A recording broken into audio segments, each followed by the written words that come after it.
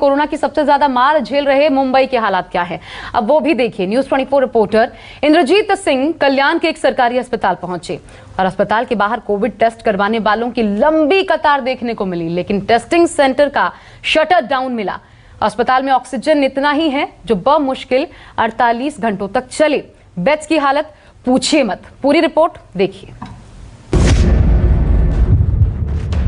Corona संकट के बीच महाराष्ट्र में अस्पतालों की स्थिति क्या है, ये जानने के लिए इस वक्त हम हैं मुंबई से सटे कल्याण में, और एक कल्याण का रुक्मणीबाई हॉस्पिटल है। और यहाँ पर आप देखिए कि बड़ी संख्या में लोग कोरोना का टेस्ट कराने के लिए सुबह सुबह आए हुए हैं। ये लंबी कतार है और ये कतार आगे तक भी है, और यहाँ पर दोनों तरह का इनका टेस्ट किया जाएगा। पहले एंटीजन टेस्ट होगा, जिससे कि तुरंत रिजल्ट पता चल जाएगा कि ये लोग पॉजिटिव हैं या निगेटिव हैं। इसके बाद RT-PCR किया जाएगा। RT-PCR में थोड़ा वक्त लगता है, ये सरकारी अस्पताल है। बताया जा रहा है कि इस समय 2 दिन का वक्त लग रहा है RT-PCR में, और अभी तक काउंटर खुला नहीं है जो कि जांच करनी है। और सुबह से ही लोग करीब 100-150 की संख्या में यहाँ पर आए हुए हैं। और इस तरह के हालात कल्याण हो, मुंबई हो, हर जगह पर अस्पतालों में बने हुए हैं। तो आप समझ सकते हैं कि कितने बड़ी संख्या में केसेस आ रहे हैं। अगर अस्पताल में बेड की बात करें तो बताया जा रहा है कि इस समय कोई भी बेड इस अस्पताल में खाली नहीं है, और कोई भी नया पेशेंट भर्ती नहीं किया जा रहा है। उन्हीं को भर्ती किया जा रहा है। जब कोई यहाँ से डिस्चार्ज हो रहा है उसके बाद ही नए पेशेंट को भर्ती किया जा रहा है। तो इस तरह के हालात जो मुंबई और उसके आसपास के अस्पतालों में बने हुए हैं, क्योंकि कोविड मरीजों की संख्या लगातार बढ़ती जा रही है। कल एक दिन में महाराष्ट्र में 67,000 से ज़्यादा मामले आए थे। यही कारण है कि जो स्वास्थ्य का इंफ्रास्ट्रक्चर है वो पूरी तरह से चरमरा गया है। हालांकि रेमडेसिविर की अगर बात करें तो उसकी भी थोड़ी कमी देखी जा रही है। उसके लिए एक प्रॉपर व्यवस्था बनाई गई है। कलेक्टर से परमिशन लेकर रेमडेसिविर दिया जा रहा है। तो रेमडेसिविर की भी यहाँ पर कमी देखी जा रही है। ऑक्सीजन की अगर बात करें तो ऑक्सीजन बताया जाता है कि कल्याण के इलाके में, जिस इलाके में मैं मौजूद हूँ, वहाँ पर ऑक्सीजन एकदम से ख़त्म हो गया था। कुछ घंटों का ऑक्सीजन बचा था। इसके बाद जो यहाँ का स्थानीय महानगर पालिका प्रशासन ने किसी तरह व्यवस्था की, और अब जो ऑक्सीजन है वो 1 दिन 2 दिन इसी तरह से आ रहा है। तो कहीं ना कहीं जो स्वास्थ्य व्यवस्थाएं हैं वो चरमराने लगी हैं। इसलिए लोगों से अपील है कि अपना बचाव खुद करें और कोशिश करें कि सोशल डिस्टेंसिंग का पालन करें, प्रॉपर मास्क पहनें, ताकि हॉस्पिटल में आने की नौबत ही ना आए। कैमरा राजेंद्र के साथ इंद्रजीत सिंह, न्यूज़ 24 कल्याण। और हमारे साथ डॉक्टरों का पूरा पैनल इस वक्त मौजूद है। डॉक्टर प्रभात रंजन कोविड-19 रिसर्चर हैं। अब उनका रुख कर लेते हैं। सर, एक सवाल, और IIT कानपुर के डॉक्टर मनिंद्र अग्रवाल हैं, उनको मैं कोट करते हुए आपके सामने रख रही हूं। उनका ये कहना है कि जितनी तेजी से इस बार सेकेंड वेव में हमने देखा है कोरोना का ग्राफ बढ़ा है, आने वाले समय में उतनी ही तेजी से गिरेगा। ये एक बहुत पॉजिटिव खबर है, इसलिए मैं जानना चाहती हूं क्या ये सच है, ऐसा हो सकता है, और अगर होगा तो कब तक?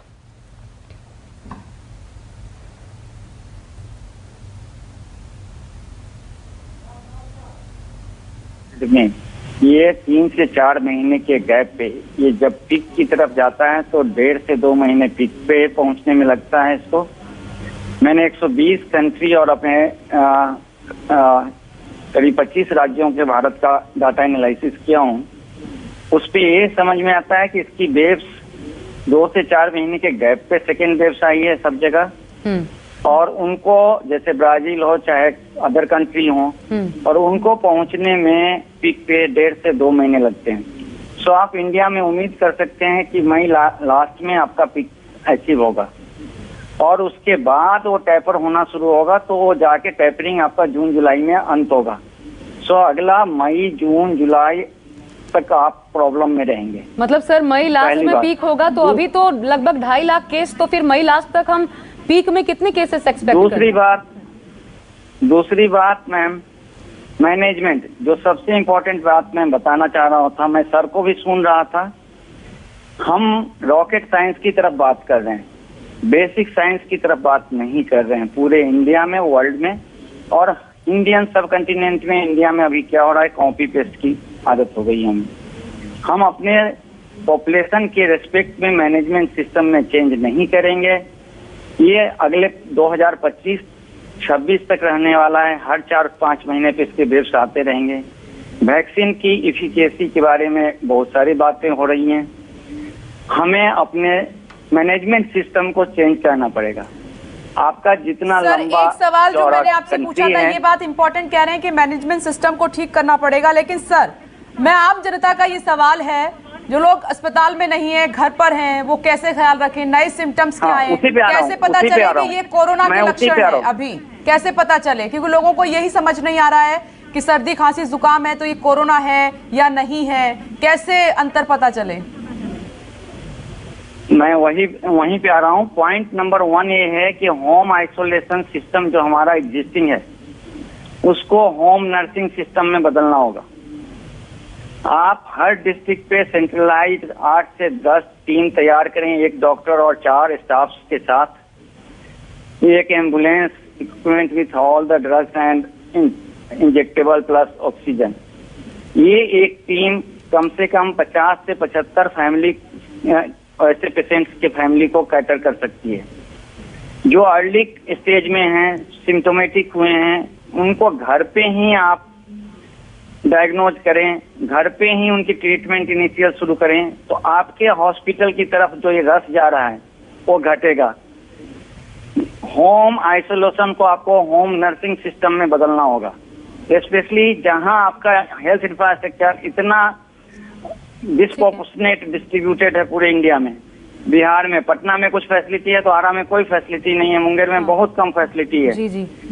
तो जब तक आप इसको होम नर्सिंग सिस्टम में नहीं चेंज करेंगे, मैंने पूरा प्रोजेक्ट बनाया हुआ है, गवर्नमेंट को मेल भी किया है, लेकिन किसी ने उसको नजर नहीं दिया। डॉक्टर संजीव चौबे का भी रुकना है, लेकिन उससे पहले एक और चीज बता दीजिए कि नर्सिंग पूरा इस तरीके का सिस्टम, हमें होम नर्सिंग सिस्टम डेवलप करना पड़ेगा आप कह रहे हैं। ट्रीटमेंट क्या है घर में ही? आपने कहा ना ट्रीटमेंट घर पर ही शुरू करें, पहले क्या है?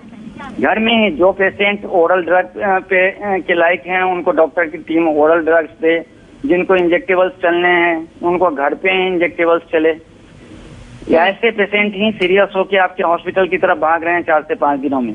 यदि आप उनकी अर्ली ट्रीटमेंट घर पे शुरू करेंगे तो हॉस्पिटलाइजेशन के नंबर घटेंगे, आपके आईसीयू के लोड घटेंगे, वेंट पे पेशेंट जाने वाले घटेंगे। ठीक है सर, लौट रहे हैं आपके पास, वक्त की कमी है। डॉक्टर संजीव चौबे के पास भी हमें जाना होगा, शंघाई से इस वक्त हमारे साथ मौजूद है। सर सीधा सवाल ये है कि लोग पैनिक ना करें, अभी घबराए हुए हैं काफी, कैसे अपना ख्याल रखें? बच्चे, बुजुर्ग, महिलाएं, नौजवान के अभी कौन सी वो इंपॉर्टेंट बातें हैं सबसे पहले प्रायोरिटी में?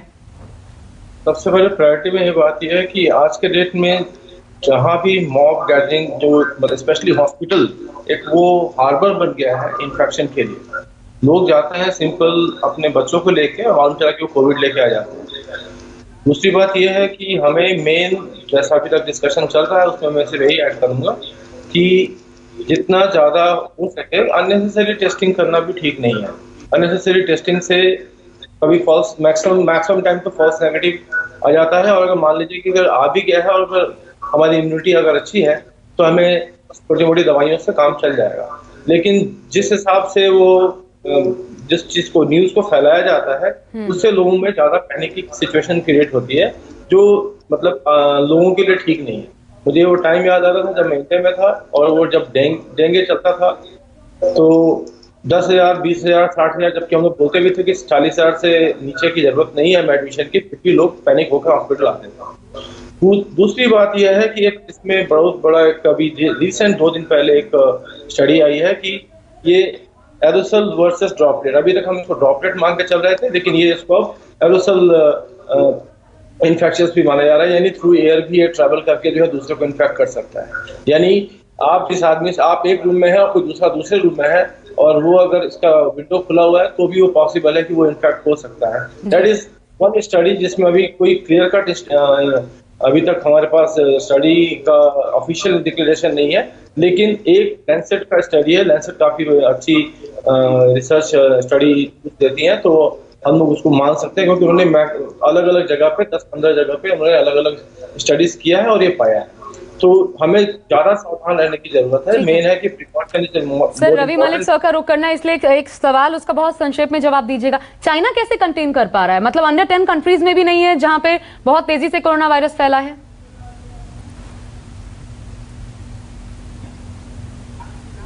संजीव सर आप ही से सवाल है, चाइना कैसे कंटेन कर पा रहा है?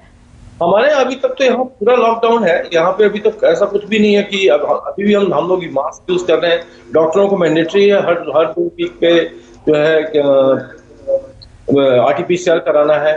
उसके बाद जो है बाहर से लोगों को बिल्कुल ही बंद कर दिया गया है, और जो केसेस थे उनको क्योर करके सेटल कर दिया गया है।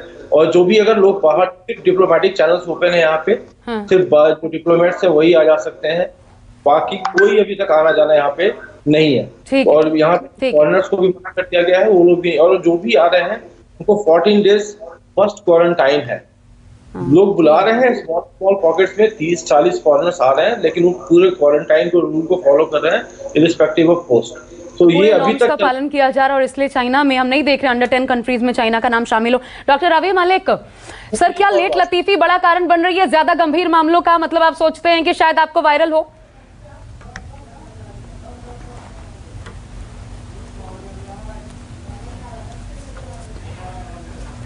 चलिए, आपकी आवाज हम तक नहीं पहुंच रही है सर, मैं लौटूंगी, लेकिन विनोद जगदाले हमारे साथ जुड़े हुए हैं मुंबई से, क्योंकि महाराष्ट्र में आप देख रहे हैं हालात बहुत ज्यादा अच्छे नहीं है। तो सीधा सवाल विनोद जगदाले आपसे ये है कि व्यवस्थाओं का क्या हाल है, क्या इंप्रूवमेंट है?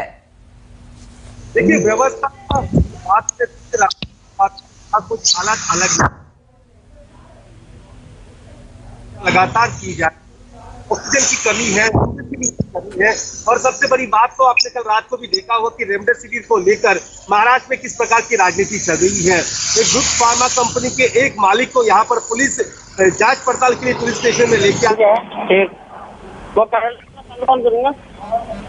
आपकी भी आवाज में दिक्कत है विनोद, आपकी भी आवाज क्लियर नहीं आ पा रही है। इधर आरोप ये भी लगाए जा रहे हैं कि नवाब मलिक ने कहा, केंद्र सरकार की तरफ से कहा गया है कि रेमडेसिविर इंजेक्शन की सप्लाई न की जाए महाराष्ट्र को, लेकिन इस पर सियासत जमकर हो रही है। बड़ी बात ये कि सियासत से लाभ तो होने नहीं वाला, जाने जा रही हैं उसको बचाना सबसे पहली प्राथमिकता होनी चाहिए। आखिरी कमेंट अगर रवि मलिक हमारे साथ जुड़े हुए हैं। सर, बहुत से ऐसे लोगों को मैं जानती हूं जो ये कहते हैं कि नहीं नहीं हमें वायरल है, मतलब 2-3 दिन उनको देखते हैं हम कि उनको बुखार भी है, खांसी भी है, उसके बावजूद वो रुकते हैं सोच के कि 2 दवाएं खाते हैं ठीक हो जाएगा, अगर नहीं हुआ तो फिर हम टेस्ट कराएंगे। क्या लेट लतीफी बड़ा कारण है लोगों के गंभीर होने के लिए?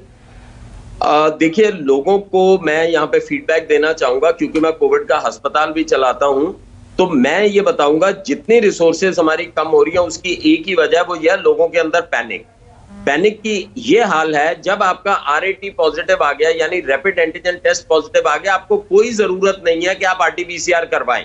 जब एक बार पॉजिटिव आ गया, इसका मतलब आपको कोरोना है, आपको RT-PCR कराने की जरूरत नहीं। RT-PCR पॉजिटिव आता है, फिर दोबारा से काउंटर चेक कराते हैं। रेमडेसिविर की इंडिकेशन बड़ी लिमिटेड है, केवल उन्हीं पेशेंट्स को दी जाती है जो ऑक्सीजन के ऊपर है, अदरवाइज रेमडेसिविर नहीं दी जाती। लोग इंट्रावीनस रेमडेसिविर घर पे ला के उसको लगवा रहे हैं, ऑक्सीजन की होर्डिंग कर रहे हैं, 4-4 सिलेंडर घर पे रख रहे हैं। तो जिन लोगों को आज की तारीख में ऑक्सीजन की जरूरत है वो कमी हो रही है। तो मेरा पहली चीज तो ये है, ग्राउंड से मैं आपको बताऊंगा कि पैनिक करना लोग बिल्कुल बंद करें, चीजों को होल्ड करना बिल्कुल बंद करें, और साइंटिफिक वे से चलें, प्रोटोकॉल वे से चलें। हर चीज की प्रोटोकॉल है। CT स्कैन दूसरे दिन करवा के आ जाते हैं, अपनी बॉडी को रेडिएशंस भी देते हैं और हेल्थ इंफ्रास्ट्रक्चर के ऊपर भी लोड डालते हैं, जबकि CT स्कैन की जरूरत नहीं है। 4थे, 5वें, 6वें दिन पे ही जाके हमें प्रॉपर पता चलता है कि कोविड का अंदर प्रकोप कितना है। दूसरी चीज, ऑन द अदर साइड कई लेड बैक पेशेंट्स हैं, वो आएंगे ही तब जब आपकी SpO2 50 पे आ गई है, और उसके बाद में डॉक्टर चाहते हुए भी कुछ नहीं कर सकते। तो ये दोनों अप्रोच जो है, over panic and let down approach, दोनों नहीं होनी चाहिए। हमें बैलेंस बना के चलना चाहिए। टेली कंसल्टेशंस मैक्सिमम से मैक्सिमम कीजिए, हॉस्पिटल्स में जाके उनके इंफ्रास्ट्रक्चर के ऊपर भी लोड ना डालिए, और अपने बच्चों को और अपने आप को रिस्ट्रिक्ट करके रखिए। बड़ी बात मैं ये बताऊंगा, इस वक्त we have already slipped into lockdown की स्थिति में हम जा चुके हैं, चाहे हम लॉकडाउन लगा रहे हैं या नहीं लगा रहे। आप बाहर केवल अपनी जीविका कमाने के लिए या बहुत बहुत बहुत इंपॉर्टेंट चीज के लिए निकले, अदरवाइज आप घर में रहें।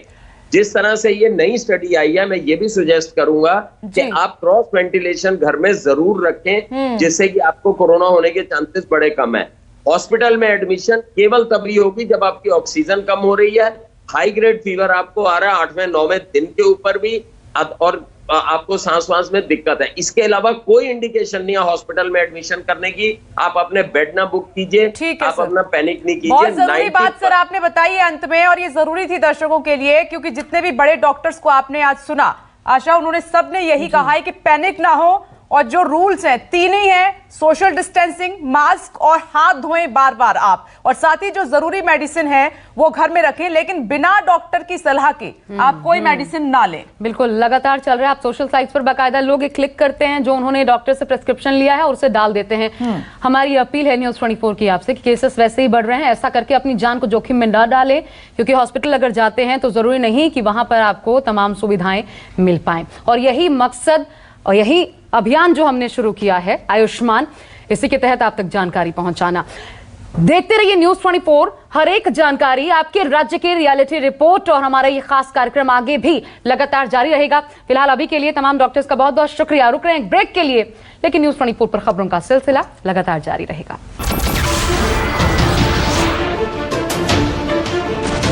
नमस्कार, मैं हूं मानक गुप्ता।